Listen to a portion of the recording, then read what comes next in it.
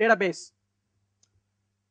Database is one of the area that traditionally, when scalability is being looked at until recently, that many people have not really thought about that, because we are, you would have seen that several speakers also talking about it in the morning, that, and especially there was a session about the NoSQL. Okay, and it's a fact that if people are heavily married to the RDBMS databases, we know that RDBMS database, it allow me to query and search and blah blah and all stuff. Okay, so and it's traditionally we've been doing that for a whole long time, but it's good. I'm not saying that you should get out of that, but there are some techniques that you could adopt still, especially the database coding, and you could build that. But try and use, if you are designing hereafter, start looking at the NoSQL or a different kind of a NoSQL database products out there in the market, like a MongoDB or a simple DB if you are working on a cloud, or look at Dynamo, okay, which is an Amazon kind of, or Google uses Bigtable, okay, predominantly, which is a NoSQL based table-based technique. Predominantly they use it. Another interesting technique that these days looked at is the sharding, database sharding. So wherein you could split the data and then make it on a distributed network environment, which wasn't the case because people were worried about the data integrity and so on. You build a lot of components those days that in order to ensure the data integrity, you talk to the right server to retrieve the right data and so on and so on. But with the sharding techniques, it's a very simple. It's a no-brainy job, as such. There are products available which make your life a lot simpler. And we strongly encourage you to look at these options. And if you are designing and developing and architecting scalable solutions moving forward. Part of that, apart from the EH caching, we also looked at memcached, but we haven't implemented it so far. But this is one of the interesting technique that we have looked at, especially this app operates. If you're working on if you're familiar with the data structures in Java, that hash key map, and exactly what this works on. And as I could see that there are web servers and there is a relational database that out there. You typically employ some app server components in between, which is quite abstracted in my diagram. And then it has a pool, and then it talks to the relational database. The memcache, what it does is, it will have a client and server based model. Okay. Again, the client will be load balanced, the server will be load balanced. And the client will know the list of servers, which is the memcache servers. The memcache server will know where the data is sitting in the underlying data in the database, the RDBMS. So when the web server makes a request to the memcache client and using the hash key and talk to that particular memcache server, and in turn, memcache server will pull that. It gives an additional layer of scalability. It's nothing more than that. Okay, so that's pretty much, and there are two implementation available. You can take a look at it. Memcached client for Java, which is available, which is still under progress. It's sort of a plugin, and we are working on this at the moment, looking at it, Spy Memcached, which is also a Java-based plugin. Okay, slightly to talk about NoSQL. So NoSQL is no schema, which is very interesting, isn't it? You don't have to define a schema, and we just need to focus on building the business logic. And it's this concept is not a new thing, and especially if you have worked with the Python, Zope, the travel site I spoke about, the lastminute.com, is built on top of Python, Zope, and which operates on object-oriented database. It's a kind of a schemaless database, basically. So wherein all your classes are being stored directly in a file system and being retrieved back. Okay, so it works much faster than a relational database in a way. So because the joins and sequels are really detrimental in order for you to look at the scalability.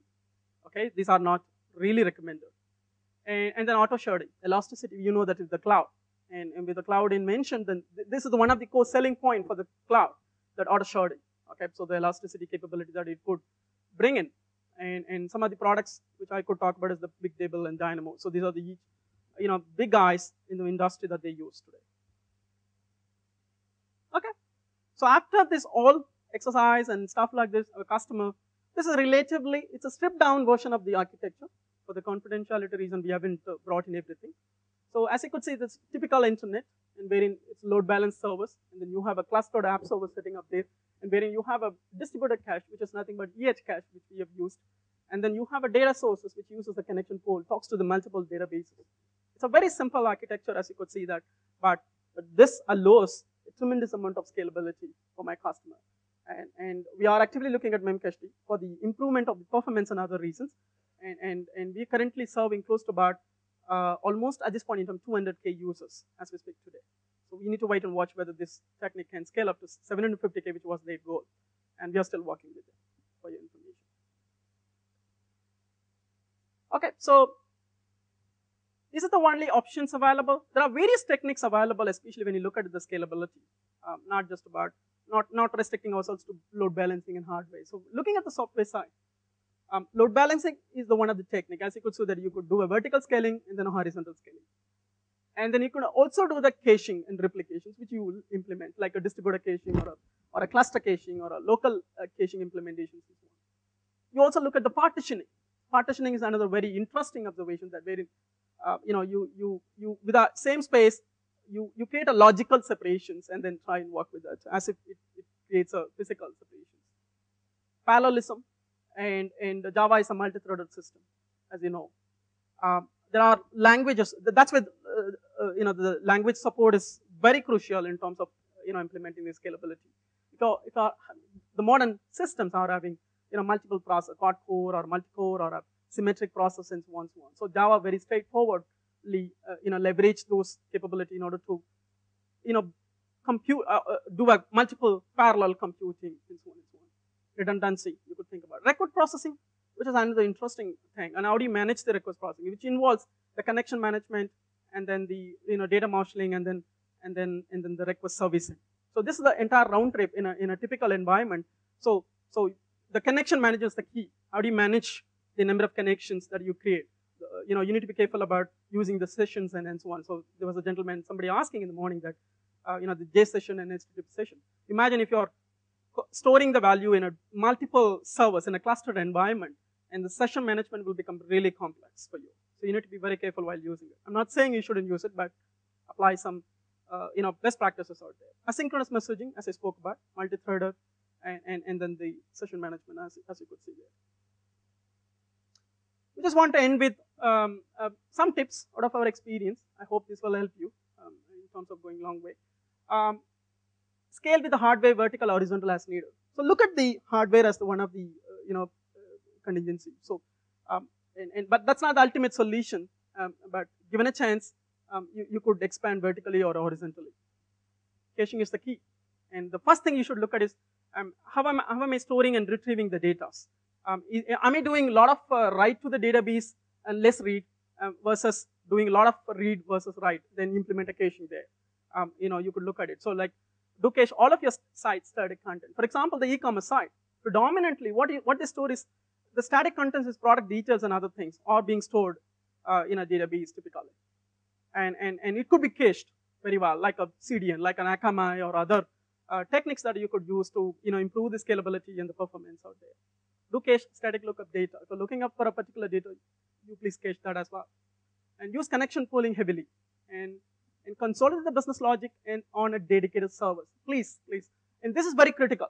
And you try to have a batch processing than a separate business logic sitting on each individual server. That's not advisable for your scalability. And isolate transactional method. Avoid transactional methods as much as you can. Especially use more non-transactional method for a scalability. And usage of concurrent package in Java in order to leverage the multi-threaded model. So you move that data away from the database because caching is basically intended to avoid the database load. That's why we implement it. So you need to have a mechanism to look at where caching can be very useful for you. If you're taking a lot of data and then driving it, every time, whether you use a connection pooling, still you would be driving a lot of data. You'll be making, nevertheless you use a concurrent, nevertheless you use a multi-threaded model, nevertheless you have an IN system. But if you don't implement caching, then it would not guarantee you the scalability that you're looking for, depending on the transactional request that non-transactional request. It depends purely on your application design and your business, what you're dealing with. Okay, so but recommended to look at caching as the starting point. You should first look at it. Most of us don't look at it, and that's the problem. Okay, so very generic design tips. Don't try over design upfront only. So very simple question could have been that, if my customer come and ask me 750K over a period of time, why wasn't that first in place that we haven't designed a system for 750K? Trust me, it's not possible. It's not that how it works. You need to walk along as your application and business logic grows, and you need to implement different kind of approaches that you gradually come up. On priority basis, you need to look at it. So always start with small and then gradually go across. So do it in iterations. You go back and see that whether your application is scaling. And I think the gentleman just a while ago was showing a kind of a chart, and when he applied the cations and when he not applied the cations, the kind of a difference that he shown up. And that tells you kind of a review that you do it. And in order to assess that, is your design techniques are, working right or not. And I'm not saying that all of them you should use it. What about that I spoke just a while ago in this slide? You have to use it in combination what works for you. So you need to pick and choose that, depending on your customer requirements, your application that you're dealing with, and the complexities in terms of the overall design and so on and so on. And scaling takes iterations and design reviews, and use the right tool. And this is very important. So if you are using Java, try to understand what Java could offer from a scalability standpoint. Don't just use Java for building a user interface and business logic and enterprise and EJB and stuff like this. Look at from a scalability standpoint what it offers and as a language feature, and then try and leverage it. As a developer, it is very, very critical for you to look at it. It is your responsibility. If you look at it from a pyramid standpoint, that how the scalability pattern works, if the pyramid comes like this, the topmost is the hardware. If you look at it, my design, and I was doing the hardware first, the very first in place for my customer, which is not the right thing to do. So the bottommost is the design, which means your design is the largest base of the activity that you need to focus on. So it's crucial for your scalability. Look at that perspective. Review scalability need time to time, and what you build scalability for today doesn't scale for tomorrow, because your ecosystem changes, your customers' business dynamics are changing, and their user behavior is changing. Lot other related things. Please assess your scalability design and architecture time to time, and implement the necessary solutions as the technology provides.